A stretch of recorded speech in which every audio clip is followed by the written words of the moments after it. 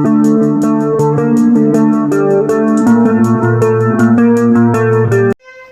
Hello दोस्तों, आज मैं आपको बताने वाला हूँ एक मोस्ट इम्पॉर्टेंट टॉपिक जिसका नाम है letter for placing an order. इसके बाद मैं आपको बताऊँगा कंप्लेंट लेटर बताऊँगा, फिर उसके बाद आपको बिजनेस लेटर बताऊँगा। तो ये वीक रहेगा हमारे लेटर के नाम। तो शुरू करते हैं letter for placing an order by easy learning with AKS।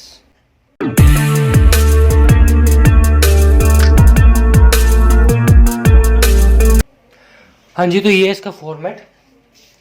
कईयों को क्या दिक्कत आती है, कई सोचते हैं कि इसका जो फॉर्मेट है वो कुछ अलग होता है। नहीं, अलग नहीं होता। बस इसके अंदर क्या फ़र्क होता है कि आप कोई भी दूसरा लेटर जो लिखते हैं, चाहे लेटर ऑफ एडिटर ही हो गया, उसके अंदर आप कंप्लेंट एंड कंसर्न्स बताते हैं, लेकिन इसके अंदर आप क्या बताते हैं कि आपने क्या खरीदना है। Letter for placing an order क्या कहता है, जिसके अंदर आप बताते हो कि आपने क्या खरीदना है दुकानदार से। प्लेसिंग एन ऑर्डर से हम समझते हैं कि हम कोई ऑर्डर को प्लेस कर रहे हैं या हम कोई चीज़ को खरीद रहे हैं, उसके लिए हमने लेटर लिखना है। किसको? जो हमें सामान देगा। तो सबसे पहले देखते हैं सेंडर्स एड्रेस।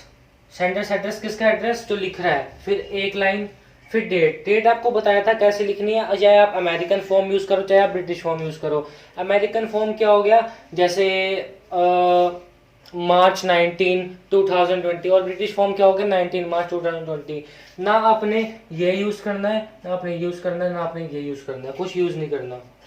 ना हाइफन यूज़ करना है, ना ये यूज़ करना है परसेंटेज वाला, ना डॉट यूज़ करने हैं।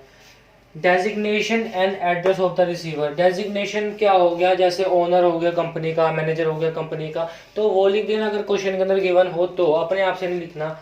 और एड्रेस ऑफ द रिसीवर्स मतलब रिसीवर्स एड्रेस। उसके बाद एक लाइन सब्जेक्ट। सब्जेक्ट को हमेशा अंडरलाइन करो और जो सब्जेक्ट लिखा है उसको भी हमेशा अंडरलाइन करो। उसके बाद सैल्यूटेशन, डियर सर आप यहाँ पे लिख देना, ठीक है, डियर सर या डियर मैडम जो भी है। फिर उसके बाद कंटेंट, वैसे तो डियर सर ही प्रेफर करते हैं हम। उसके बाद कंटेंट में पैराग्राफ 1 में आपने क्या लिखना है कि आप ऑर्डर प्लेस कर रहे हैं, किस लिए ऑर्डर प्लेस कर रहे हैं। कि जैसे हमारे स्कूल में क्रिकेट मैच है, उसके लिए हमें आप क्यों ऑर्डर प्लेस कर रहे हो, फॉर व्हाट, किस लिए ऑर्डर प्लेस कर रहे हो, तो आपको वो बताना है कि आप ऑर्डर क्यों प्लेस कर रहे हो। आपने उसकी ओपनिंग करनी है। फिर उसके बाद में डिटेल्स, आपने क्या क्या खरीदना है, जैसे एक बैट खरीदना है, एक बॉल खरीदना है, एक विकेट कीपिंग ग्लव्स खरीदने हैं, 5 एल कार्ड खरीदना है, जो भी खरीदना है आपने वो बताओगे। फिर उसके बाद थर्ड में कंक्लूजन और सम स्पेसिफिक इंस्ट्रक्शंस की चीज़ें कटी फटी नहीं होनी चाहिए, चीज़ें खराब नहीं होनी चाहिए, और एज सुन एज पॉसिबल हमें डिलीवर कर दीजिएगा। तो ये थी कुछ 3 चीज़ें जो पैराग्राफ 1 और 2 में आप 3 में लिखनी है, और 3 पैराग्राफ लिखने इंपॉर्टेंट है और साथ में कंपलसरी हो सकते हैं। अगर आप कंपलसरी लोगे तो इसको आप बहुत अच्छा स्कोर कर सकते हो। लेटर बहुत ही स्कोरिंग होता है। उसके बाद थैंक यू। थैंक यू के बाद आपने हाइफन डालना है, exclamatory sign, sorry exclamatory sign आपने डालना है। फिर उसके बाद सिग्नेचर, अपने सिग्नेचर कर देना। जो आपने नाम मान लो मोनू लिखा है तो MONU आपने डाल दिया, रनिंग हैंड में सिग्नेचर कर दिए, साथ में मोनू। अगर मोनू की कोई डेजिग्नेशन है तो लिख देना, अगर पेपर में गिवन है तो, अगर नहीं है तो छोड़ो, रहने दो, मत लिख देना डेजिग्नेशन, अपने आप से मत लिखना, ठीक है। यहाँ कंसर्न सिटीजन नहीं आ सकता क्योंकि आप कोई कंसर्न या सोशल वेलफेयर या कोई प्रॉब्लम से यहाँ पे हमें अवगत नहीं करवा रहे हैं, तो यहाँ पे कंसर्न सिटीजन नहीं आएगा। तो आपको यहाँ पे क्या बातें ध्यान रखनी है, यहाँ पे आपने कोई कंसर्न से रिलेटेड बात नहीं लिखनी है, आपने कंफ्यूज नहीं होना है। सेम टू सेम यहाँ पे आपका फॉर्मेट है, कंटेंट आएगा, बस फर्क क्या होगा, बस ये 3 चीजें, बाकी ये सेम होएगा, सब सेम है, बाकी ये 3 चीजें ही आपकी यहाँ पे फर्क लाएंगे। तो देखते हैं इसका एग्जाम्पल। तो देखो मैंने यहाँ पे क्वेश्चन लिखा है कि, एक मिनट ब्लू वाला मार्कर ले लूँ मैं जरा ताकि मैं इसे हाईलाइट कर सकूँ। तो मैंने यहाँ पर क्वेश्चन लिखा है कि यू आर अंकित अंकिता। यहाँ पे आपका नाम आपको यहाँ पर गिवन है, तो आप क्वेश्चन के हिसाब से लिखोगे। You are Ankit Ankita, sports incharge of your school. आप अपने स्कूल के स्पोर्ट्स इंचार्ज हो, तो आपको अपनी डेजिग्नेशन मिल गई। देयर इज ए, देखो देयर इज ए, आप अपने स्कूल के स्पोर्ट्स इंचार्ज हैं। There is a starting of new session in school. School में न्यू सेशन शुरू हो रहा है, so write a letter, to Sharma and Sharma group. तो यहां पे आपको मिल गया receivers address, Sharma and Sharma group, New Delhi. तो आपको यहां पे रिसीवर्स एड्रेस मिल गया।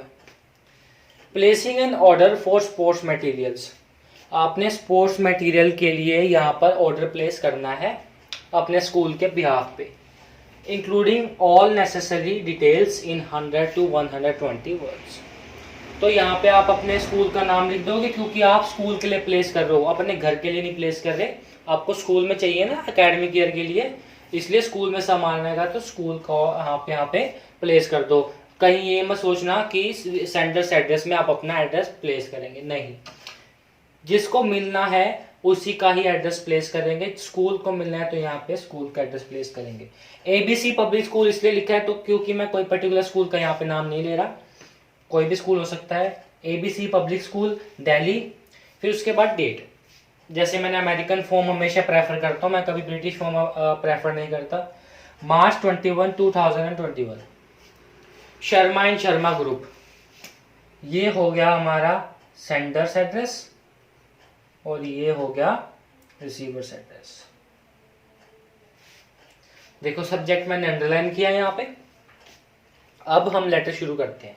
देखो अब क्या है, ये है हमारा फर्स्ट पैराग्राफ। इसे मैंने अलग से इसलिए क्यों लिया है, क्योंकि यही दिक्कत करता है।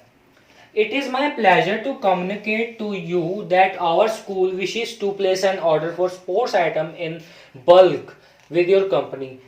मेरे को बहुत खुशी हो रही है आपको बताते हुए कि हमारे स्कूल ने डिसाइड किया है कि वो आपसे बल्क क्वांटिटी मतलब ह्यूज क्वांटिटी में स्पोर्ट्स आइटम परचेज करेंगे। Then These items will be used in activities room. जो ये आइटम्स जो हम आपसे परचेज करेंगे ये एक्टिविटीज रूम में रखी जाएंगी, यूज की जाएंगी, इस्तेमाल की जाएंगी। स्पोर्ट्स ग्राउंड में यूज करी जाएंगी। ऑब्वियस है, स्पोर्ट्स आइटम ले रहे तो स्पोर्ट्स में यूज होंगी। स्पोर्ट्स आइटम में जिम वाले आइटम्स भी आ जाती हैं और साथ में एक्टिविटीज रूम वाली भी आ जाती हैं, जैसे बॉक्सिंग हो गया। बॉक्सिंग को हम स्पोर्ट्स ग्राउंड में नहीं कर सकते, इसलिए वो एक्टिविटीज रूम में इंक्लूड हो जाती है, और डंबल्स भी हो सकते हैं उसके अंदर। Gym of the school starting from the academic session of the year 2021 से 22 लिखा है। 20 मेरे पास स्पेस कम है इसलिए मेरे को धीरे छोटा छोटा लिखना पड़ता है। 2021 से 22 के लिए list of the items are given as follows. तो मैं ये दिखाता हूँ आपको अगले पेज पे, ये है उसके अगला पार्ट। आपने कुछ इसी तरह यहाँ पे लिखना है इसको। सबसे पहले नेम ऑफ आइटम्स जो आप मंगाओगे और उसकी क्वांटिटी या number of pieces. Willow bats का मतलब नॉर्मल वही बैट, लेदर टैक्स जिससे हम लेदर की बॉल से खेलते हैं उसको विलो बोलते हैं, कश्मीर विलो और इंग्लिश विलो, एक्सेट्रा एक्सेट्रा। ये हमारा टॉपिक नहीं है, वैसे मैं बता रहा था। विकेट कीपिंग पैड्स 30 और वह 25 चाहिए, बैट 25 लेकिन पैड्स 30 चाहिए। बैटिंग पैड्स 45 चाहिए। मैच बॉल रेड वाली 70 चाहिए और 60 चाहिए, सॉरी। मैच बॉल वाइट वाली 70 चाहिए। फुटबॉल 30। बैटिंग ग्लव्स चाहिए 50। डंबल्स चाहिए 30। प्रैक्टिस बॉल जो सिंपल प्रैक्टिस बॉल होते हैं जो मशीन में डालते हैं और वो निकलती है, वो 100 चाहिए। और बैटिंग ग्लव बॉक्सिंग ग्लव्स चाहिए 90। ठीक है, ऐसे करके आप यहाँ पे अलग अलग लाइंस बना दोगे और ये सुंदर लगेगा। आप पेन स्केल से बनाना कोशिश करना ये लाइंस ताकि ये सुंदर लगे। Kindly deliver order on time. आप अपना जो ऑर्डर है उसको टाइम में पहुंचाने की कोशिश कीजिएगा by ensuring all the items are taken from a fresh lot. इसका क्या मतलब है कि जितने भी आइटम्स हैं वो फ्रेश लॉट से हों, कोई भी ऐसी वैसी ना हो, पुरानी शुरानी ना हो, खराब ना हो, एक नई आइटम्स निकालो। हम कहते हैं ना कि भैया कुछ नया दिखाओ, हम फिर भैया फिर पैकेट खोलते हैं, मतलब उसी तरह से एक बढ़िया क्वालिटी की चीज़ें होनी चाहिए, एक फ्रेश लॉट से होना चाहिए सामान जो भी आप दे रहे हो हमें। Payment of all items will be done digitally. Digitally का क्या मतलब हो गया, फ़ोन पे हो गया, बैंक ट्रांसफ़र हो गया, ई वॉलेट हो गया, और आजकल अमेज़ॉन पे चल रहा है, भारत पे चल रहा है, हर एक चीज़ चल रही है, उससे आपको यहाँ पे पेमेंट दे देनी है। और यहाँ पे आप फ़ोन पे, भारत पे, इसके एग्जांपल नहीं देने हैं आपने, ये कुछ अलग टॉपिक हो जाएगा, ऐसे एग्जांपल यहाँ पे आपने नहीं देने। ऐसी बता दिया आपने, डिजिटली कर देंगे payment. It would be great if you code share time, आप थोड़ा टाइम बिताएं जब हमारा ऑर्डर हमारी जगह पर प्लेस हो जाए, डिलीवर हो जाए। उसके बाद का लिखता हूं मैं अब। फिर उसके बाद आप क्या लिखोगे, looking forward to hearing from you, मतलब आपका जवाब का इंतजार कर रहा हूं। Thank you, yours truly, yours में अपोस्ट्रोफी नहीं आएगा, मैं आपको बार बार बोल चुका हूं। और ट्रूली आप यहाँ पे प्रेफर करोगे, फेथफुली नहीं करोगे, ओबीडियंटली नहीं करोगे, ट्रूली लिखोगे हमेशा अगर आप कोई फॉर्मल लेटर लिख रहे हो। बाकी योर डियर आप तब लिख सकते हो जब आप कोई इनफॉर्मल लेटर लिख रहे हो। और वैसे भी ये लेटर 10th 11th 12th के लिए है, तो यहाँ पे इनफॉर्मल लेटर आने का कोई मतलब नहीं है। इनफॉर्मल लेटर होता है नहीं 10th 11th 12th के सिलेबस में, जितना मेरे को पता है सीबीएसई के हिसाब से। बाकी अदर बोर्ड्स में मेरे को पता नहीं, क्योंकि मैं सीबीएसई का ही पैटर्न फॉलो करता हूँ। बाद में आपका अंकित नाम आ जाएगा और साथ में आपकी डेजिग्नेशन। तो ये थी आज की वीडियो पसंद आई तो इसको लाइक कर दीजिएगा, शेयर कर दीजिएगा, और साथ में कमेंट कर दीजिएगा, और साथ में सब्सक्राइब कर दीजिएगा, ताकि नई वीडियो आने वाली नोटिफिकेशन आपको मिलती रहे और आप उससे सचेत रहो।